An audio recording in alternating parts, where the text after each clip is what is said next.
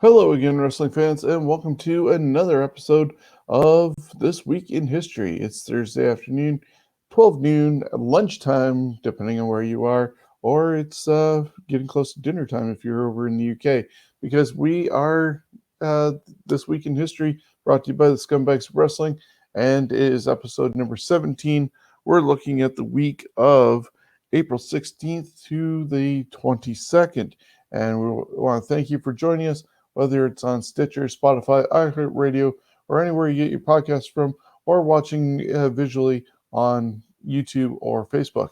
As you see right here, we are brought to you by our store at Pro Wrestling Tees, where you can get any of the t-shirts that are shown on the screen for $20 for our regular logos or $22 for the Ontario Indie. Right now, still and always, the Ontario Indie shirt will get money to Stephen's Wrestling Journey for Curing Malformation in Children's Hospital in Toronto. And the other three shirts, all throughout the month of April, proceeds are going to go to Jordio's recovery. Go to our Facebook page for more information on this little guy recovering from cancer issues. So want to give our way back to community, and you can do that by stopping by our shop. We are also brought to you by Cool Bets. Play cool, bet responsibly, and they are sponsors of all our shows, plus as well, obviously, the Scumbags Prediction League. And this weekend, you can bet on or put your predictions in for Impact Wrestling's Rebellion pay-per-view. More details on that later on this evening on the podcast. But like I said, it's 12 noon and we're here. It's time for history, and we can't do that without bringing in Jonesy, who compiles all this for us. He's Niagara Falls, and how are you, Jonesy? I am pretty good. It's a little snowy of a day today, Wednesday, taping it. And last night, I'd say we got about 8 inches of snow last night. Well, that's a lot more than we got here in London. It started during the night, as most of Ontario got it during the night. But when I got up, at least it was picturesque on the trees. It stayed on the grass where it belongs, and the sidewalks and roads were not so bad. So walking my dog was actually quite pleasant at 6 o'clock in the morning this morning, going through White Oaks Park, and just seeing the snow there, and really nice. But it's also April 21st. You're going to watch this on the 22nd, mind you, but April 21st, we shouldn't be having snow. I know we've had it on Mother's Day in May and stuff like that, but no, it's April 21st. Stop it. Anyways. I got no problem with it. I really don't. Because in 2 days, it's going to be 16 here, so who cares? Same here. Clean everything off. And like I said, it stayed where it needs to be, on rooftops, grass, and trees, which was very nicely visual, especially with the sunrise. But we're going to talk about wrestling. So if you're ready to go, I have the visual part. You have the verbal part. All right, here we go. Starting with April 16th. 27 years ago, New Japan Pro Wrestling hosted the first ever Super J Cup from Sumo Hall in Tokyo, Japan. This show is considered by many one of the greatest wrestling events of all time. The event was the brainchild of Jushin Thunder Liger. The tournament brought the best junior heavyweights from all over the world. The final match would see Wild Pegasus defeat the Great Suzuki to win the Super J Cup. Others in the tournament were Gedo, Dean Malenko, Super Dolphin, Shinjiro Otani, Eddie Guerrero as Black Tiger, Takamichi Noku, El Samurai, Jushin Thunder Liger, Hayabusa, the Great Suzuki, Chris Benoit as Pegasus. Yeah, so 21 years ago. Sorry, go ahead. Yeah, definitely a good crop of guys there that eventually made it to bigger times. Takamichi Nuku, as you mentioned, was part of it. He's on the upper right hand of the picture here. and he even started his own organization over in Japan. Then, of course, you got Malenko, Benoit, and Guerrero part of it, along with this year's or last year's inductee of Liger. So a good group of guys there that really wowed the world. It's amazing it didn't impale people with that mask, but hey. 21 years ago, WCW presented Spring Stampede. This tournament show was to decide the new champions because of the previous Nitro, stripping everyone of their belts' dignity and started everything over. Yay! A lot of the matching would pit the Millionaires Club members versus the New Blood. This was at the point when it just didn't matter what they were doing. Let's see. Okay, so 21 years ago, WCW presented... No, I already did that one. That's weird. So, for the U.S. belt, Scott Steiner would be the new champ. The losers were Sting, The Wall, Mike Awesome, Booker T, Vampiro, and Billy Kidman. For the tag team tournament on the show, Buff Bagwell and Shane Douglas pick up the belts. The losers were the Mamalukes, Flair, and Luger, the Harris Brothers, Harlem Heat 2000, and the Fans. Mancow defeated Jimmy Hart. Yuck. Terry Funk defeated Norman Smiley to win the vacated WCW Hardcore belt. Chris Candido defeated Crowbar, Juventud, Laszlo LaRue, Shannon Moore, and The Artist in a six-man suicide match to win the vacated WCW Cruiserweight Championship. And Tammy Lynn Cinch actually made her debut on that show. WCW World Heavyweight Championship Tournament Final, Jeff Jarrett defeated Diamond Dallas Page to win the vacated WCW Heavyweight Championship, and Kimberly turned on her hubby in this and aligned with Eric Bischoff and the New Blood. Shocking. Yeah, it's, I think 83 weeks with Eric Bischoff went over this one. If not, it was the other one. It's hard to tell because I think two Spring Stampedes had titles cleared out and tournaments happening that had no business going on. So I think it was 2 years in a row, and DDP winning the title 2 years in a row, because I think it was last week we talked about Spring Stampede that had him winning it with a four-way involving Hogan, Flair, I think Nash, and Sting, and Savage as the referee. So it's almost like deja vu hearing that the titles got stripped and all in time to give them back out on Spring Stampede. They had a history of repeating the same thing that they believe had success, and then they just kept repeating. And you wonder why. 20 years ago on Raw from Knoxville, Triple H defeated Jeff Hardy to win the WWF IC belt. 18 years ago at NWA TNA Weekly pay-per-view taping in Nashville, Jerry Lynn and the Amazing Ren defeated Triple X, consisting of Christopher Daniels and Alex Skipper, to win the NWA World Tag Team Championship. 14 years ago on Raw from Italy, Anthony Corelli makes his WWE debut. The Intercontinental Championship would change hands as handpicked from the crowd by Vince McMahon, a wrestling fan named Santino Marella, as pictured on the right on your screen, with help from Bobby Lashley, as it was a no DQ match. He upset Sumanga and is the new WWE IC champ. Santino Marella is known as an homage to the late Gino Marella, best known as WWE Hall of Famer Gorilla Monsoon.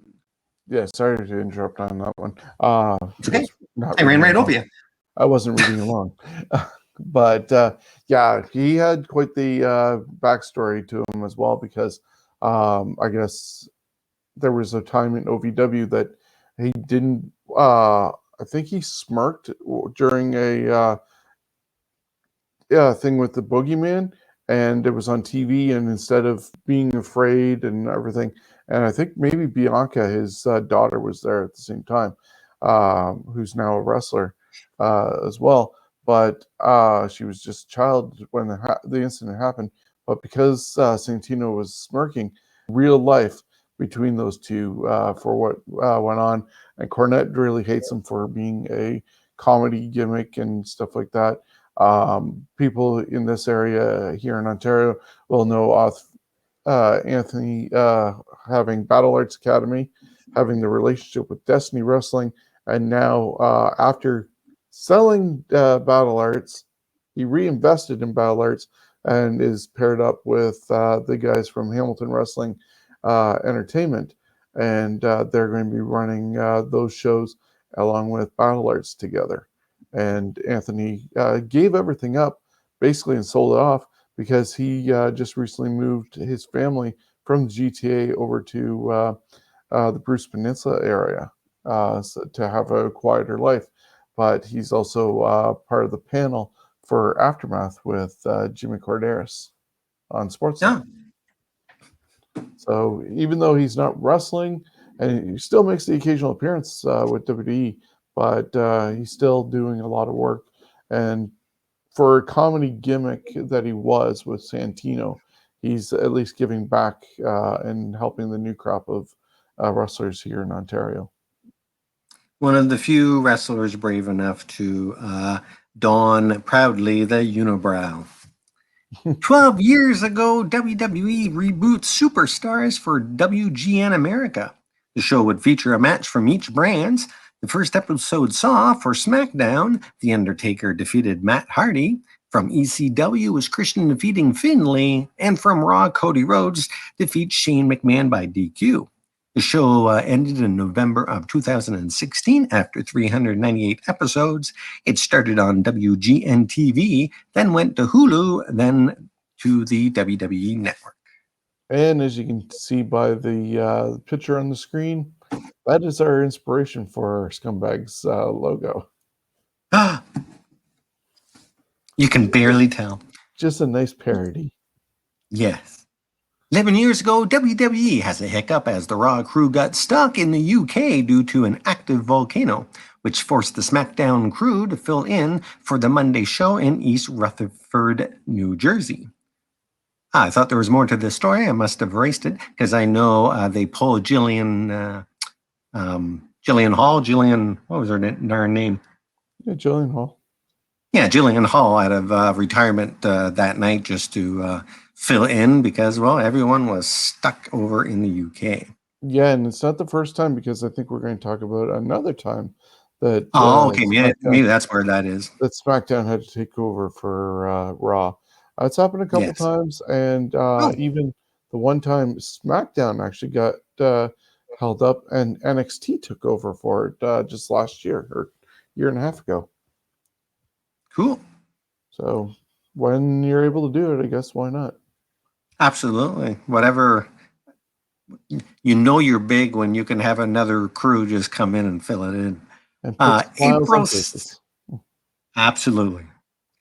Moving on to April 17th, 37 years ago in Allentown, Pennsylvania, the North-South Connection, Adrian Adonis and Dick Murdoch defeated Tony Atlas and Rocky Johnson to win the WWF Tag Team Championship. 21 years ago, Stan Hansen defeated Mitsuhara Misawa to win the All Japan Pro Wrestling Championship Carnival. 27 years ago, WCW presented Spring Stampede from the Rosemont Horizon. In a dark match, Danny Bonaducci defeated Christopher Knight. Yes, it was the guy from the Partridge Family taking on one of the Brady kids.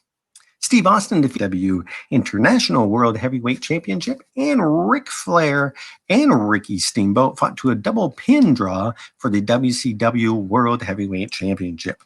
This somehow in WCW land meant the draw caused, I can't even read it.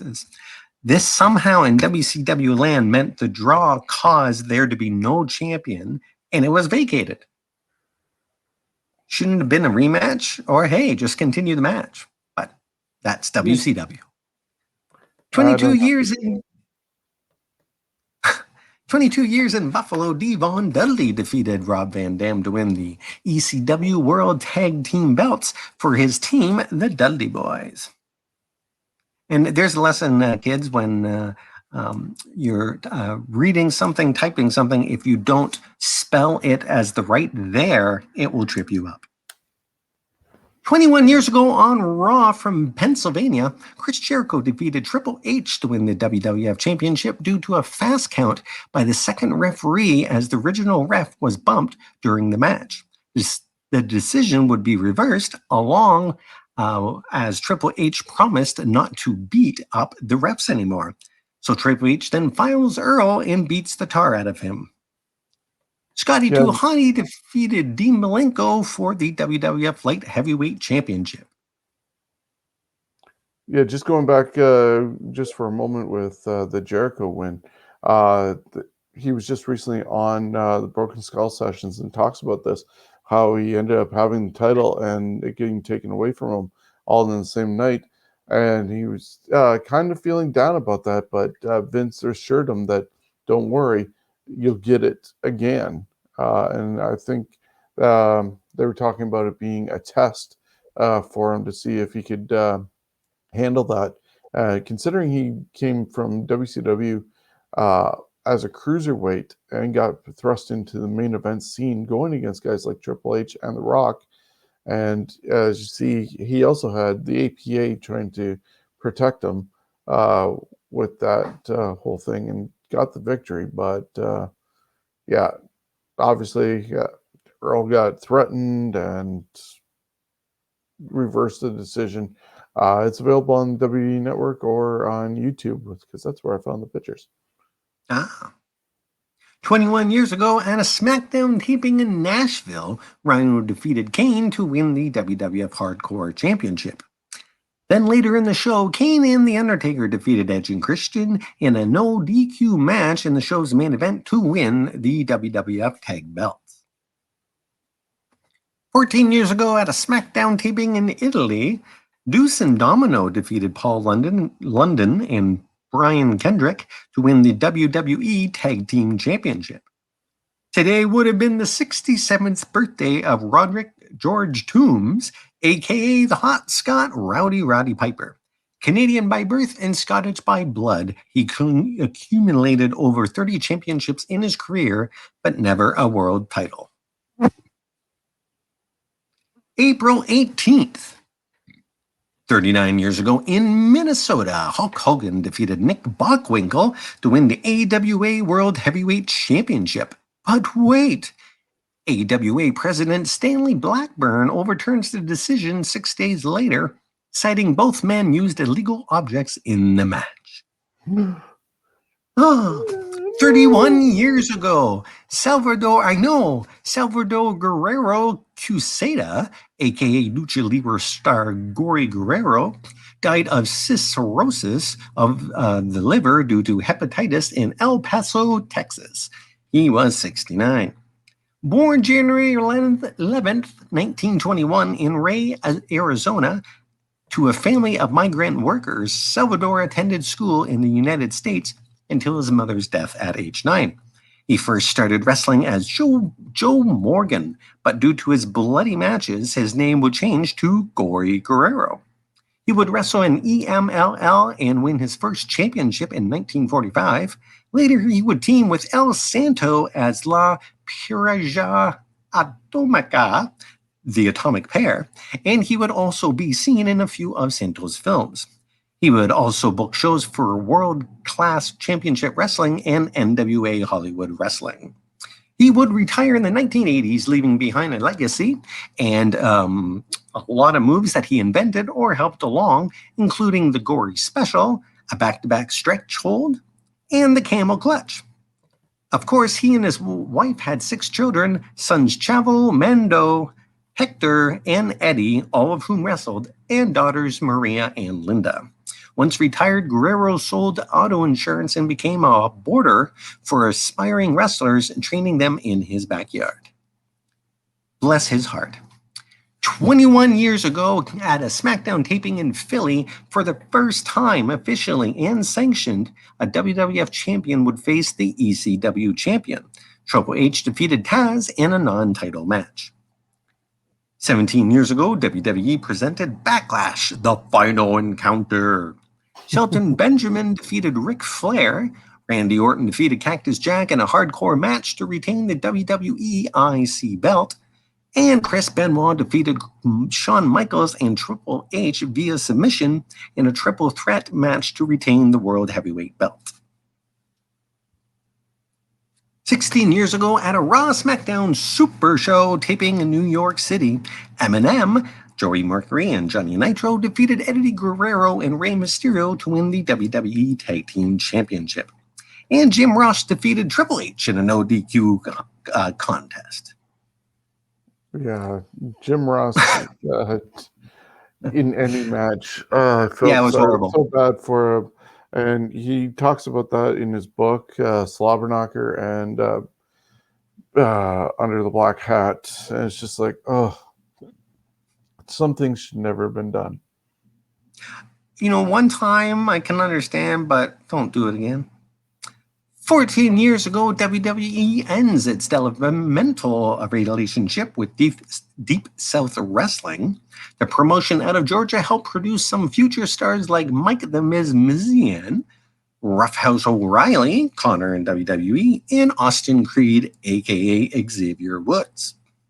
The owner of DSW, Jody Hamilton, aka Assassin Number 1, would sue the WWE, inciting interference due to no 90-day notice of end of contract, and for the allegations of then WWE Executive Vice President of Talent Relations, John Laurinaitis, saying that anyone who continued to work for Hamilton or DSW would never again work in the wrestling industry. Both sides would settle the lawsuit before it went to trial. Yeah, and I ended up looking for different people who were in DSW beforehand, before getting to the big leagues. And you got some of them in the picture here. Bill DeMont was doing commentary. You mentioned about Kyle O'Reilly, who became Connor of the Ascension.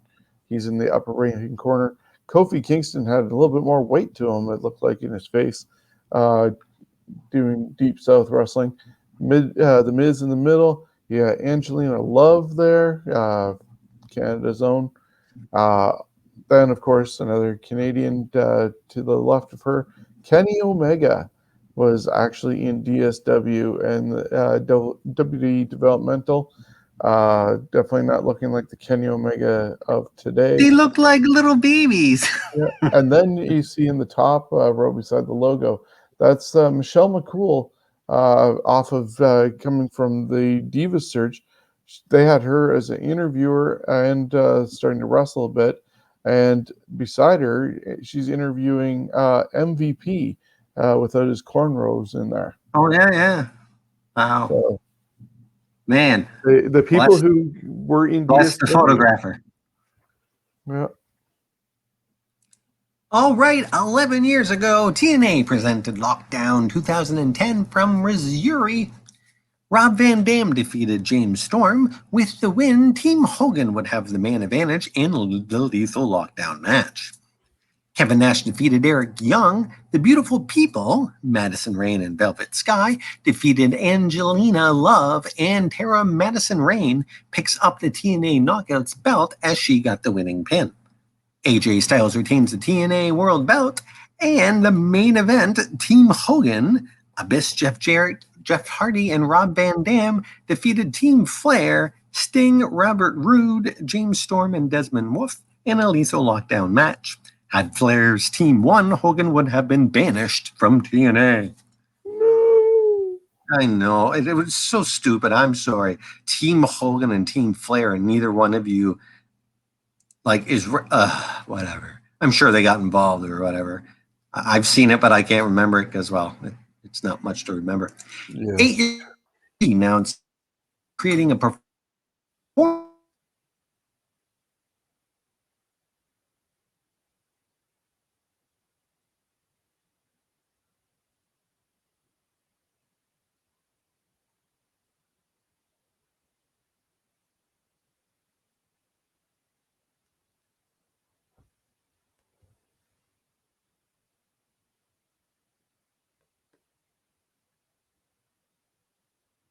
I think we may have lost Jonesy. So I'm going to at least fill in. Sorry for the blank time there. He was mentioning about the 8 years ago, WWE announced that they are creating the Performance Center, a place where WWE future talent can develop, and not just wrestlers, but production staff, as well as a needed place to hang and really nice ceiling fan. We saw the big ass ceiling fan during the WrestleMania. To imagine that this performance center was able to create a spot for all the talent that we see eventually making their way to NXT. Now NXT is there. It's been renamed the Capital Wrestling Center, and then even WrestleMania 36 was done from this location. A lot has gone into this whole performance center, and they usually have a whole bunch of rings present, and for them to be able to film NXT there on a regular basis and really not realize that they're in just that performance center is quite amazing feat in itself. It's a really great facility, and a lot of great talent have been able to come out of it. So, yeah, that's been 8 years already, and Triple H, his vision to create something with a legacy is definitely a great thing. So, yeah, to imagine 2 years from now, it'll be 10 years that the PC uh, will be there, and quite amazing. So just got a message from Jonesy, some issues with his internet, and he'll be right back with us, but I'm going to keep on going as today would be the 60th birthday of Stephen Kenneth Lombardi, aka the Brooklyn Brawler, one of the best jobbers or enhanced talents of all time. And he actually worked for WWE for about 17-ish years, and did a lot of backstage stuff. He helped a lot of the talent learn their craft and worked on promos backstage. So Jonesy is back actually, and I just mentioned about it being Steve Lombardi's birthday and got the first line done. So if Jonesy wants to pick back up. Okay, so from Brooklyn, New York, Lombardi actually studied biochemistry at St. Francis College before turning to pro wrestling. Lombardi would debut in the WWF and become a regular enhancement superstar, even occasionally having small streaks of winning amongst all the losses. His first win would be over Mad Dog Vachon in Long Island, New York, about a year into his tenure. In January 1989, Lombardi would begin his most famous gimmick, the street-fighting Brooklyn Brawler who wore shitty jeans and a torn New York Yankees shirt and was briefly managed by Bobby the Brain Heenan. In 93, he would do some short-lived gimmicks as former baseball pro MVP, a replacement Doink the Clown, and of course on and off again as Kimchi when Kamala needed a handler or they needed a jobber. In basketball player who blamed fans for the 94 strike, forcing him to wrestle for a living, aka Abe Knuckleball Schwartz. Lombardi would get a big win in 94 as the Brawler, winning a 20-man battle royal at a match against current WWF champion Shawn Michaels at MSG. Lombardi would semi-retire from the ring and become a road agent in early 98. Yeah, I kind of remember Steve, obviously, as the characters that we saw there and were described, but I kind of remember him as the guy on Superstars, where they would, it was him, Tom Stone, Dusty Wolf, Dwayne Gill, and a whole bunch of others that you'd see every week. But Lombardi kind of stood out as one of the first guys I saw go against the Ultimate Warrior. And when Warrior was in the magazine for the first time, it was his match against Lombardi. But Lombardi was possibly one of the original guys that became like Sean Waltman Sean Morley, and a few others, where if you could get past Lombardi in this case, and he gave sort of the seal of approval, especially with how long he'd been there for, and known as a preliminary wrestler, then you could start going up the ladder. And so there was a lot of battles between him and Warrior before he got to go against Hercules at WrestleMania 4 and move up the ladder from there. So as much as people think of him as a jobber, he had a very important role with the company. He would definitely be a guy I would love to sit and just chat to. 41 years ago in Greensboro, Ric Flair defeated Jimmy Snuka to win the NWA Mid-Atlantic U.S. Heavyweight Championship. 35 years ago in New Orleans, the Road Warriors Hawk and Animal defeated Magnum TA and Ron Garvin in a tournament final to win the Jim Crockett Senior Memorial Cup Tag Team Tournament. 34 years ago in Muskogee, Oklahoma, Big Bubba Rogers defeated One Man Gang to win the Universal Wrestling Federation World Heavyweight Championship. And to think that after this feud and the UWF being sold to the NWA or Jim Crockett Promotions, they were not brought in to there. I think maybe Bubba was, but Gang ended up going up to WWF, and a year or so later, Bubba ended up there, Ray Traylor, as the big boss man, and then they eventually got teamed together when One Man Gang became Akeem, and they were Twin Towers, and then WrestleMania 6 going against each other. So these two had a lot of history together, and if I recall right, whether or not the part with Ray Traylor working in a prison or not is legit, the George Gray, who is One Man Gang, now works in a prison.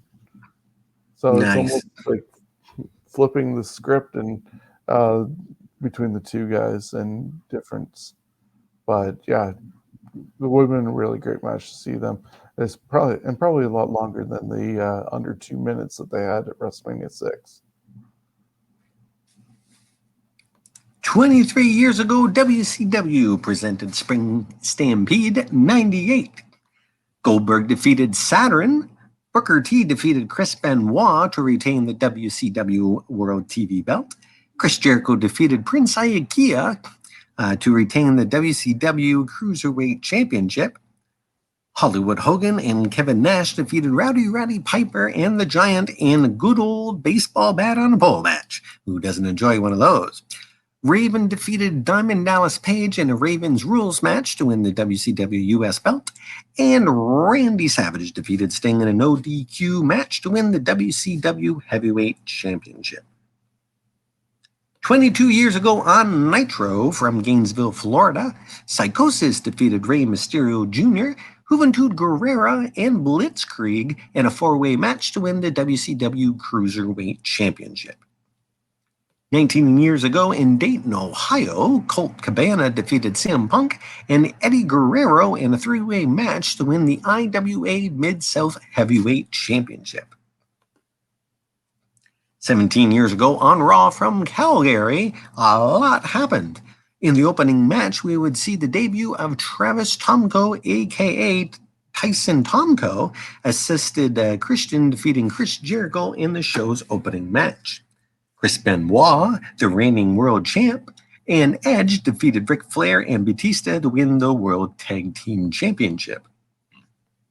We saw the return of William Regal, who had been out of over a year due to health issues, including a previously undiagnosed heart condition that forced him to give up his half of the World Tag Team Championship. With the returning Steven Regal, there would be another debut. Regal would ask Eric Bischoff to care for his nephew, Eugene, played by Nick Dinsmore from OVW fame. Eugene was, let's say, a simple folk whose character may have lacked mic skills but made up for it in the ring. He would mimic many of his favorite superstars in the ring, including their moves. I thought the character was well done. Kids loved it. Sean, what did you think about the character? because it could have That's crashed so horribly. I know, and to be honest, it's kind of a tough one to look back on. Might not age too well. As a person who works with people with disabilities in my real life, away from podcasts and wrestling, yeah, definitely an interesting character. I don't think Nick Dinsmore did anything too insulting to people with disabilities. He was very much on the line of somebody who would be considered autistic, especially with how his wrestling savantness was, and knowing all the different wrestlers and their moves for somebody who supposedly was not trained, but obviously he just showed up in trunks and wrestling gear fully, But for that's no the apparent wrestling world. for no apparent reason. But yeah, And for really, in the WWE especially, anyone can be a wrestler, whatever character.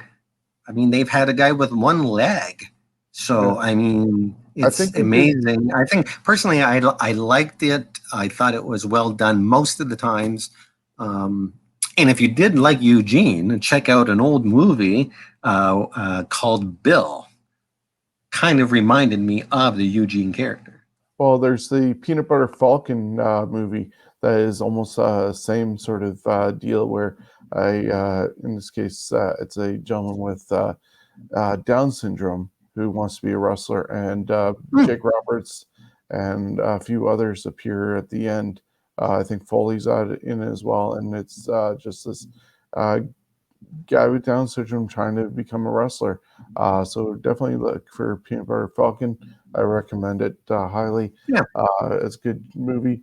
But going back to also Nick Dinsmore's portrayal of somebody with a disability, I think WWE would know really well not to go over the line, even though that is a tradition of WWE to go there. But they have a huge working relationship and sponsor of the Special Olympics. And I think even Vince and Linda are part of the board with Special Olympics. So they definitely would not have gone to an area where it would have made them look bad and come off as though they're making fun of the people that they also support. So you think Nick Dinsmore did a really good job of doing that whole role. It's unfortunate it also was a little short-lived. It doesn't have a lot of lifespan to it, but for the time that it was and the comedy that came out of it with Bischoff and Regal, thumbs up.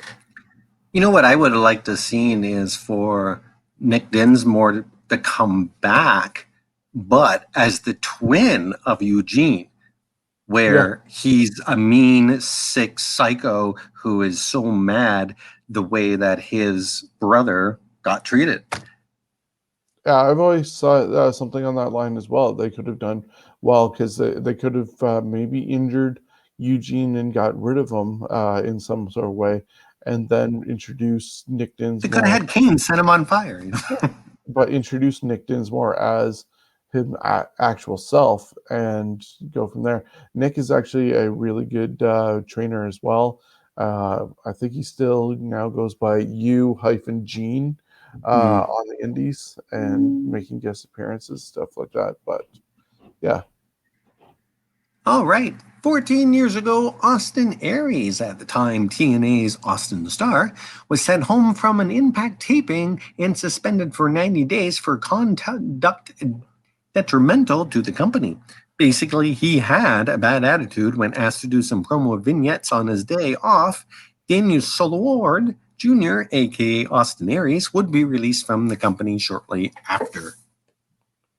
love how you put he had an attitude problem. I Yes. think that's a running thing with Austin Aries, to be Yes. honest. Because even when he returned and was champion and dropped it to Johnny Impact, there was some behavioral issues going on with him there. And I think he's pretty much been blackballed on any major company of being used, unless something happens that Well, he can prove that he's got a better attitude. Well, hey, there you go. If anyone wants to start a wrestling federation called the, Dicks of Wrestling, there you go. You got a star right there. We are the scumbags. Yes. 12 years ago, TNA presented Lockdown from Philly and remembered all the matches are in a steel cage. In a pre-show dark match, Eric Young defeated Danny Bonaducci. Seriously? In a cage? This was on a pre-show dark match. Strange that it wasn't on the main pay-per-view, because I'm sorry, I would have paid to see that. And go figure, Bonaducci in another dark match for a different wrestling company, though, this time. Really? Wow. Well, because didn't you mention earlier that at a Spring Stampede, it was Bonaducci against, what's his name, from the Brady Bunch? Oh, yeah, that's right. Shit. See, I can't remember. Yeah. I don't remember much from a week ago. So Suicide won the Elimination Escape match to retain the TNA X Division Championship. The Motor City Machine Guns retained the IWGP Junior belts. Team 3D defeated Beer Money in a winner-take-all Philly street fight to retain the IWGP Tag Team Championship and win the TNA World Tag Belts. Team Jarrett, consisting of AJ Styles, Daniels, Jeff Jarrett, and Samoa Joe, defeated Team Angle, consisting of Booker T, Kevin Nash, Kurt Angle, and Scott Steiner in a lethal lockdown match. And Mick Foley defeated Stink to win the TNA World Heavyweight Championship. Hey, question. Shawn, what do you think? Is a whole show of cage matches too much? I kind of like the idea, in all honesty. It makes it special in a way to a certain extent, but cage matches in a way should be used, or traditionally have been used as a blow-off for things, and that's why I'm not a fan of things like every October or whatever it is, here's Hell in a Cell, I agree with some gimmick matches, like maybe Elimination Chamber being for a number one contenders thing, so you have earmarked things. But when they're big, like a Lethal Lockdown, big like a Hell in a Cell and stuff like that, maybe those need to be saved for major feuds as a blow-off to them. But at the same time, ironically enough, and I'm when I was reading this and I saw that you were going to ask me this question, when I was younger and I was drawing different characters and stuff like that, I think I was probably in high school. I thought of a special event for WWE or WWF at the time and drew like a program cover. It was like somebody's, probably Hogan's Muscle or whatever, but I named it, what was it, WWF Behind Bars. And it was sort of this idea that every match was going to be in a cage, using the big blue cage, mind you. But they would have had to reinforce that blue cage for a whole event. Yeah, that's the problem. But so you imagine the sound of that cage all night long, hearing that old clankety clank. Exactly. But hearing somebody like TNA coming up with a full pay-per-view of that, I was just like, my dream sort of deal. Whether execution of it, that's a different story, to be honest. But the fact that somebody actually did that and obviously did not steal my idea, because I'm not didn't put it out there and stuff like that. But to see that somebody had the same thought as me was kind of cool. Or maybe it is going. I'm having a problem with my computer, so just a minute here. Okay, I'm gonna have to go to one screen. Okay. There we go. Can you hear me now? Yes, we can. Oh, excellent. Okay, I just got to turn the computer off. Something with port, it doesn't like. Technology's been our fan this week for recording. Last night with Fantasy Warfare Tournament, and now today with This Week in History. Hey, fans, Okay, I won't be able to see the pictures and all that, but this is the fun part of recording and doing absolutely. podcasts. Thank you for As staying long as with the us. internet keeps going, we'll be good. Yep. Oh, 11 years ago, WWE presented the Monday Night SmackDown show. That's right. I said SmackDown. Well, the Raw roster was stuck in the UK due to an erupting volcano in Iceland. So the show was with the SmackDown roster and a retired Lillian Garcia, who brought in for one night to handle ring announcing duties. Triple H would be the only Raw superstar to appear, and he opened the show. Edge, Rey Mysterio, and Triple H defeated Chris Jericho, CM Punk, and Luke Gallows. In a post-show dark match, Triple H and The Undertaker fought to a no contest. 11 years ago on TNA Impact from Universal Orlando, Rob Van Dam defeated AJ Styles to win the TNA World Heavyweight Championship. And today would have been the 87th birthday of Douglas Baker, aka Ox Baker. I'm going to just jump here to Baker would be one of the most successful wrestlers in the business at the time, winning championships for 18 different organizations, most notably the World Wrestling Council World Heavyweight Championship, the NWA United States Championship, Detroit version, and the Stampede North American Heavyweight Championship, and 3 AWA Midwest Tag Team Championships with 3 different partners. Baker also appeared in a few movies, including The Big Brawl with Jackie Chan and as Kurt Russell's opponent in 1981's Escape from New York. He was even on an episode of The Price is Right, winning prizes, and you can find that on YouTube. I absolutely love Ox Baker. His look is absolutely fantastic. He had a very long goatee with just fur everywhere, and then his eyebrows matched it where they were just massive. Yeah, with On October 20th, 2014, Baker died of complications of a heart attack in Hartford, Connecticut.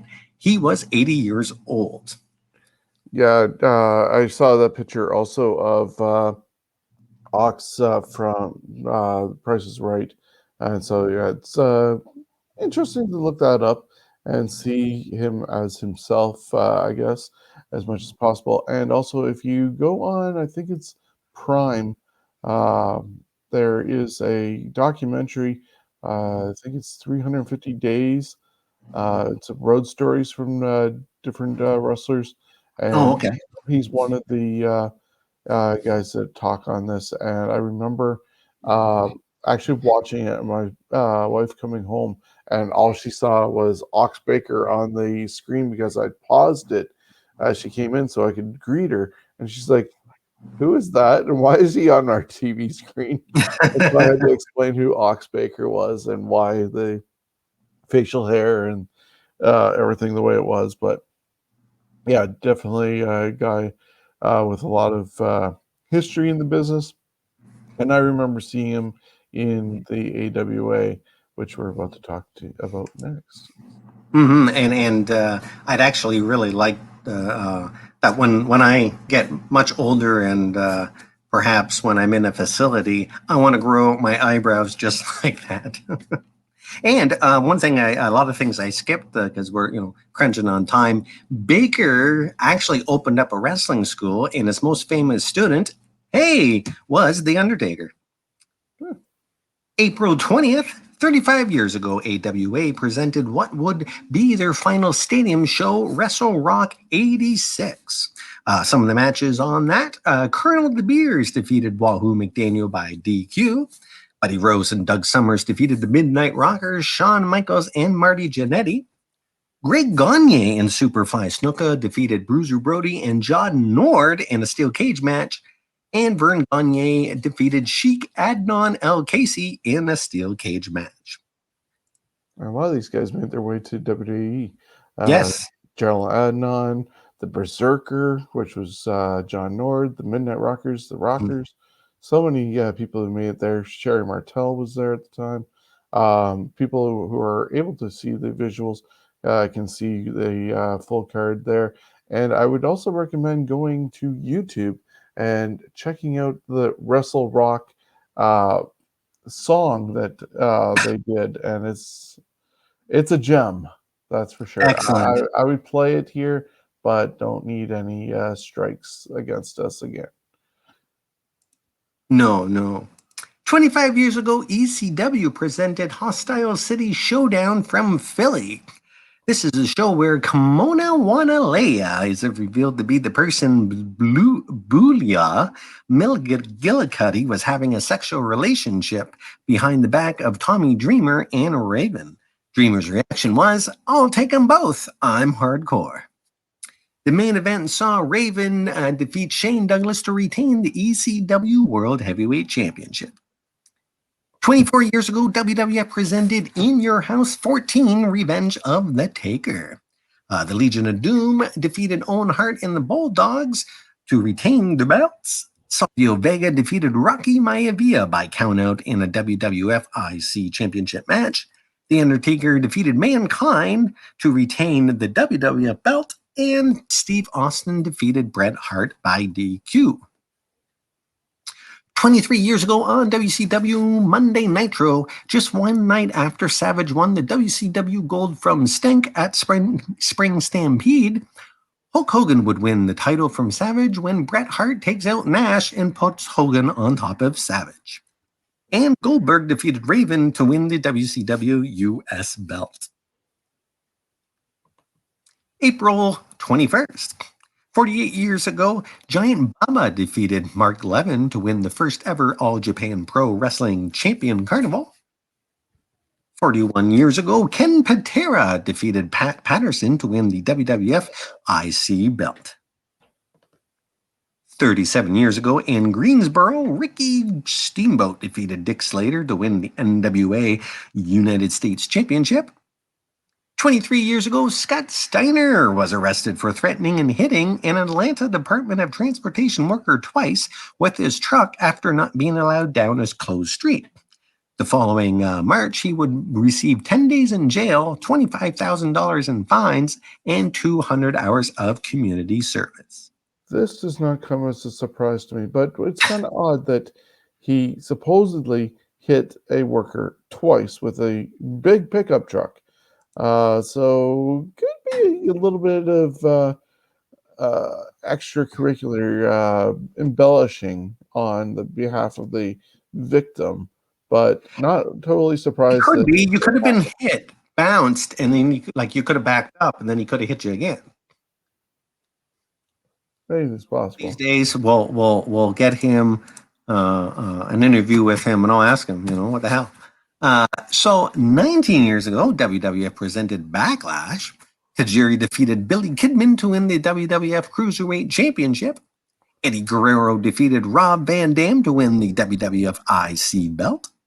And The Undertaker defeated Stone Cold Steve Austin to become the #1 contender for the undisputed WWF Championship. Ric Flair was the special guest referee. And in the main event was Hulk Hogan defeating Triple H to win the undisputed WWF Championship. 17 years ago at an NWA TNA pay-per-view taping in Nashville, AJ Styles defeated Jeff Jarrett to win the NWA World Heavyweight Championship. 13 years ago, WWE presented King of the Ring Raw Edition. In the final, we saw William Regal defeat CM Punk to win the King of the Ring tournament. And Randy Orton, Edge, Chavo Guerrero, and JBL defeated The Undertaker, Kane, Triple H, and John Cena. I kind of miss the King of the Ring format. Didn't mind it with the fact that they did it all in one night on Raw, and you saw other people being Chris Jericho, MVP, Matt Hardy, Great Khali, who ended up losing to Finlay. Then there was also trying to see who the other person was that was in there, but yeah, with it coming down to Regal, he made a really good King, and we've been stuck with King Corbin for 2 years. Yay! April 22nd. 33 years ago today, WWF tapes the 16th episode of Saturday Night's Main Event in Springfield, Massachusetts. which aired a week later. Also, 3 episodes of Wrestling Challenge were taped and had the debut of ring announcer Mike McGurk. Those would have been fun shows to be at. You would have got so much. It would have been like a Raw or even better. Hacksaw Jim Duggan defeated Hercules by DQ. Macho Man Randy Savage defeated One Man Gang to retain the WWF Championship. Demolition Axe and Smash defeated the British Bulldogs by DQ to retain the WWF Tag Team Championship. 23 years ago, during a live episode of Thunder, Marcus Bob Bagwell was severely injured after taking a bulldog off the second rope. He would lay on the mat for 11 minutes before being moved to the hospital. He would suffer several damaged vertebrae and spinal shock and would require the use of a wheelchair for some time. The worst part is when they came back, they reenacted it a couple times, and then that's when he turned heel and just was really, I think, in poor taste because of how serious his original injury was. Yes. But yeah, and then of course we got saddled with Judy Bagwell for the end of time. Yuck. 21 years ago, ECW held the final CyberSlam. Steve Corino defeated Dusty Rhodes. Rhino defeated Yashiro Tajiri to win the ECW World TV belt. Tommy Dreamer defeated Taz to win the ECW World Heavyweight Championship, and Taz was jumped to the WWF after that match. Justin Credible then challenged Tommy Dreamer and wins the ECW World Heavyweight Championship. Dreamer would hold the belt for less than 10 minutes. Did you know Dreamer is the only man to hold both versions of the ECW World belt? 15 years ago, Ring of Honor presented the 100th show from Philly. Danielson would wrestle twice on the show. Bryan Danielson defeated Colt Cabana to retain the ROH World belt. Derek Dempsey defeated Pele Primo to retain the ROH Top of the Class trophy. Bryan Danielson again would defeat Delirious to retain the ROH World Championship. The Briscoes defeated Matt Sydal and AJ Styles. And Team ZZW, Chris Hero, Necro Butcher, and Super Dragon defeated Team ROH, Adam Pearce, BJ Whitmer, and Samoa Joe. And finally, 11 years ago, WWE released some employees, including Shelton Benjamin, Mickey James, Sho Funaki, Jimmy Wang Yang, Terry Gordy, Kate LaBerchill, and Mike Knox. And of course, wrestling is compiled from the vast land of Google, Wikipedia, CageSideSeats.com, and most importantly, from fans and journalists that had front rows seats to history. So I want to thank you again for doing this. We'll be back next week with another edition of the Week in History. We'll finish off the month of April, and with more backlashes to look forward to. It's almost as bad as last month with all the WrestleManias that we saw multiple during the same week. But hey, that's the way things go, especially when pay-per-views were happening or are happening monthly. And so just want to remind people to check out Fantasy Warfare Tournament. It was up yesterday. Steve and Jonesy and I looked at the greatest 90s tag team that never won the big one. So we had people like Power and Glory, the Gangstas, Heavenly Bodies, the Rockers, the Rougeau brothers, the Beverly brothers, so many different tag teams that a lot of people consider mid-card because unfortunately they didn't make it to that upper echelon. But we look at 16 teams that didn't and probably should have and come up with the best one. Later on tonight, we're going to have the regular podcast. Steven is going to be back with us, and it's first time in about 2 weeks that he's been available after passing of his grandmother. So we'll tap into his thoughts of what he was not able to talk about during WrestleMania week and his impressions on that. Look at the week that was in wrestling news and look forward to this weekend's Impact Wrestling Rebellion, where you can be part of the Scumbags Prediction League, brought to you by Cool Bets.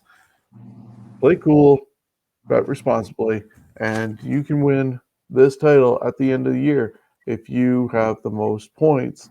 And we've only done 1 week of events with WrestleMania, so there's still time. You're not too far behind, and there's always a chance that you can catch up. It's not one and done. Plus, we'll also give prizes throughout the year, whether it's T-shirts or other memorabilia with our logos on it. So definitely join us. Cool Bets is going to give us a code that eventually you're going to be able to save some money when you place your bets with them. And Jonesy, you got anything you'd like to add? No, I'm not even sure if you can hear me. I can hear you, but my screen has gone kind of wonky, so I'll just say You. see you next week. Okay, so thank you again, and we'll be with that. Hopefully, also tomorrow night or later on tonight, we'll have a theme for next week's Fantasy Warfare tournament, and we'll be able to announce that. So I just want to thank everybody for being part of this. Enjoy the rest of your Thursday, and we'll see you later on tonight.